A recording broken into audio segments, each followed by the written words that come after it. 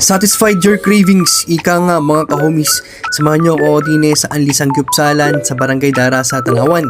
Ayan, dito tayo ngayon sa Kalyekulin, ang sikat at pinagkakaguluhang food hub din sa Barangay Dara sa Tanawan City, Batangas. Sa dami ng food stall dito nga pala mga kahomies, ay ikaw na mamimili ng iyong titimusan. Pagpunta mo din nga pala, ay sadya namang napakalawak at napakaliwalas ng lugar. Meron pa silang free parking. Oo, free, tama. May sa sariling motor. Ayan, kung ikaw may sariling sasakyan ay kasya naman din at napakalawak nga naman na rin mga kaumis. Ayan, dahil nag-crave tayo sa Sangyupsal, dito tayo sa Fayans Sangyupsalan. Din 199 mo ay unlimited na. 3 klase ng pork. Ayan, may rice. Ayan, meron pa silang napakaraming side dishes. Meron pang pansit, ayan, at saka soup. Unlimited drinks po din kung ikaw naman ay diet, ay huwag ka na mag-rice. Ayan, dahil ako'y gutom na, ayan, sisimulan ko na ating pagkaluluto. Ayan, pagkabango naman talaga na rin.